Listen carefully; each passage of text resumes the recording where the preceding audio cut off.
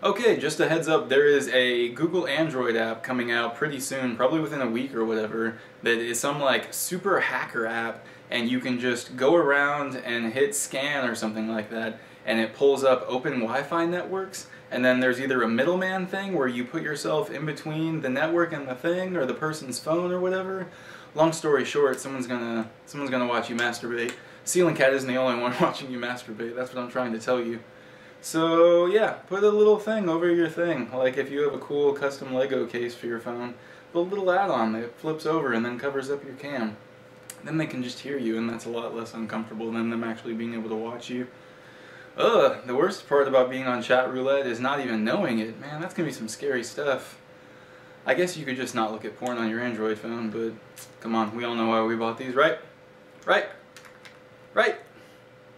Okay, and other stuff, HTC and Beats have merged or become like super close, intimate phone buddies, I guess is what we can call it. I've rocked those huge Dre Beats while playing World of Warcraft for like a million decades, and it's a beautiful thing. Like, the sound, you get immersed in the sound. I can already tell you that people are going to set their ringtones to things, and when their phone rings, it's going to like just fucking shake and vibrate the entire desk. So get ready for that. That would be a cool, that might even be their commercial. It's just like a phone sitting on a counter and it rings and just like shit goes crazy. There have been a couple other phones that had an emphasis on sound though. It was like a Windows phone though, which is kinda... Maybe I need to get my hands on a Windows phone and do a little bit more experimentation. But it may have been called the Surround, or because it offered surround sound. It was like a slider. And instead of getting a keyboard, which is cool, or like a gaming pad, which would be neat, you just got like a surround speaker, whatever. In cool tech toy news, this has been floating around since like early this year, but now it's like been another blip again. These crazy Siftio cubes are these like larger size dice looking things, and you put them together and they interact. I think the word stuff is stupid. That's cool for toddlers or something, or maybe the basic math ones. They shouldn't be showing that. They need to be showing the cool stuff, to where those little dudes hold hands, or to where, you know, the like more innovative games and stuff like that. I looked at the price, they're 150 bucks, and I thought about it. I might do some more scavenging, but if I get them, woo-hoo-hoo, I hope they develop more things, or like maybe Android will hop on these cubes, and then it's just going to be these ridiculous, like some of them are color mixing or sending things back and forth, or where you're moving like train pieces. Like when you were a kid and you played Don't Step on the Lava and you had to take the one from behind and put it in front of you. It's like that, but with some of the games. So neat. In iPhone 5 hysteria, I guess we can keep this going, or start it. I haven't really blabbed about it too much. The only cool thing that I've heard lately about it is that it's going to be slanted. So instead of seeing how this is completely horizontal, it's going to be like more angular, and that's because the new MacBook Air, when you're looking at it or when you're on it, it like tilts toward you. And that's cool. I mean, even if it's just, actually, is that going to mess up landscape? Like looking at things at landscape? Since it's Apple, it's probably going to be this like amorphous liquid, and it's built in with the thing. God, what if they really did that? Like a million years ago, when I was in the retail scene, at one point someone brought in an iPod, one of the first iPods, and it was actually in a blender. The dude blended it, and he brought it in and was like, I would like, let me start over.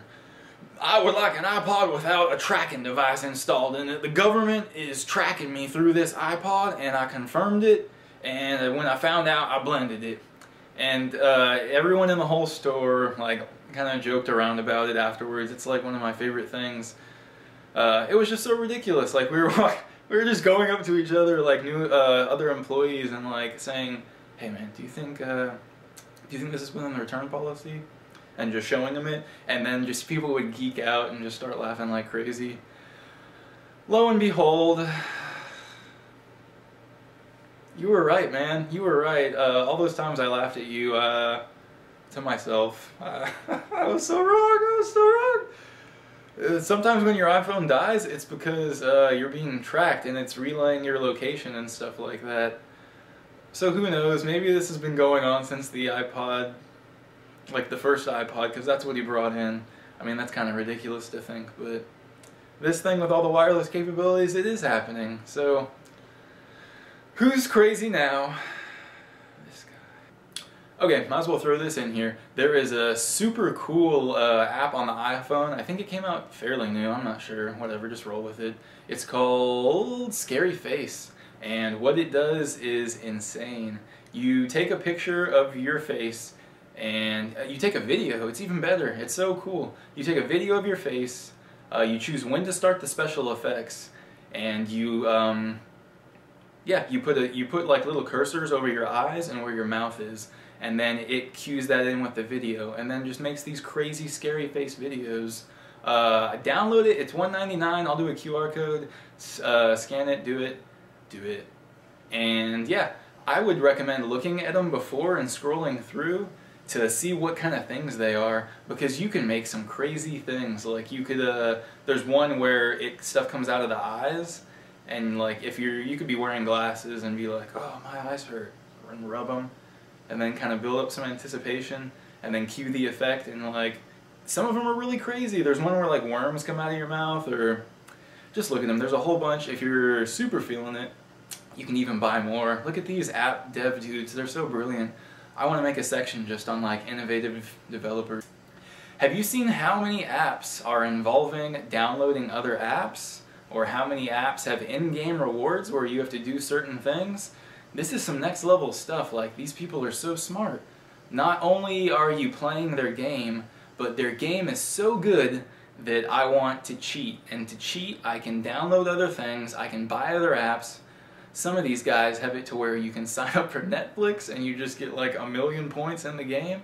This one game I was playing, you flick an airplane. I guess I can show you a clip in the QR. Okay, the name of the game is Paper Glider, like that Beatles song. Paper Glider. If I was pro, I could cue that song into play while I said that, but my editing audio skills are still humble. But yeah, the game's called Paper Glider. You flick, at first you're going to die a whole bunch because it's so hard not to make your plane pull up. I had to specifically angle down to where I was like aiming at these buttons, like using it like it was bowling. Pro tip, Evo 3D kids, that's what's up. But yeah, kind of aim down, because the hardest part is just to clear this little like gate. But once you're out, you just barely tap the screen, and I'm telling you, like barely even touch the screen like once every 4 seconds.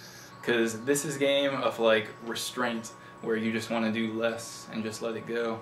But yeah, I kind of got started on this rant because the game is one of these games where you can download other things and download Netflix and like a GameFly app. I downloaded a real estate app. Woohoo! Just so that I can get special stuff. Like one of them gives you a bubble so that whenever your airplane's about to fall and crash, you'll bounce up a little bit. One's a rocket that gave me a huge boost. You can play the game over time to get more stuff, but it's so much easier, and he made the values good, or she made the values good. All kinds of stuff like that. Here's another game that's super crazy. It's like, this is really close to, I want to say World of Warcraft or an MMORPG. I'm just getting started, and I'm going to play this a lot. I'm going to make a new tune, and my name's going to be Phone Cats. So look for me on whatever the name is called servers. I'll put the name up there so you can see it and be like, and a QR code and be like, It takes forever to download though. But yeah, in-game, another thing where this is some next level stuff. This is a crazy app. I pray that someone that has played World of Warcraft is going to put their own spin on this. If someone makes a combo of Battleheart to where it's like this, I would die. I would die. Let's just flip the script and move on to Nintendo and applications. Anyone that's done these emulators before knows that it's kind of like a subpar option. It's not like, I mean, it'll get you by, but it's not the best. I want that fresh Nintendo authentic hotness, even though I have to pay for it. I swear to Kirby, if they make a Smash Bros. Game that you can play with other people, oh god, I would be really happy. They're gonna make it on the, whatever, the Nintendo DS, 3DS probably, or whatever, since that's already been like a fail or a flop or whatever. But yeah, the Wii U and whatever the new Nintendo DS is gonna have Super Smash Bros. On it, so get ready. I don't even have a Wii right now. I have had one, but Now I am Wiiless, and I kind of want to just go get that in Smash Bros. Just to start brushing up. If anybody thinks there's some fierce competition, give me your friend code, and I'll do some like fake Kirby rock drops on your head where you think it's a rock drop, and then I pull out of it, and then I actually do rock drop. Next level stuff. Next level stuff. What are we talking about? Kirby? Oh yeah, they're coming out with Smash. Oh, there's gonna be a new Smash Bros. On the Wii U, and that's gonna be crazy. I'm ready for it. Can you believe how much they blew it on Smash Bros. On the Wii? Like the way the Friend Connect is with the codes. And then like months later, so Mario Kart comes out, and it's like the most awesome interface ever to where the game starts. It's multiplayer, it spins a globe and shows you where people are. And then for Nintendo, for Smash Bros, it's like the most complicated, elaborate, like encrypted friend codes that are hard to get. You just can't be like, oh yeah, add me. It's like, here's this insane thing. Otherwise, you're doing these 2-minute matches, and back when I was playing, almost everyone would just go into taunt mode. I think that's how you taunt. I don't know, it's been so long since I played, but that just feels right.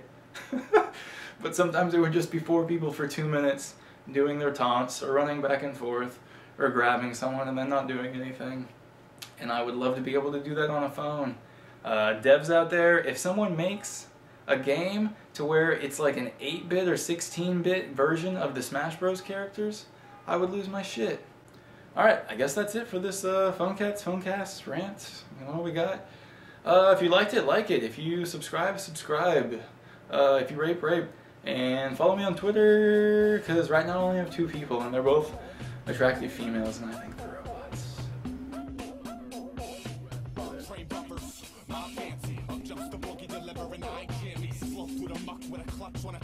Never give a fuck how far pie. You are dealing with a reborn icicle age poltergeist. Rocks, I walk cypher stuck at the bus stop. Wookie must not sleep under the invader. Go batter, no double cables. Wired underagers, play box, got a facelift. Rock got a makeshift spirit. To y'all, I'm just a funny moniker with a couple of fresh records and a banging hand style. I put the jookies when they guess.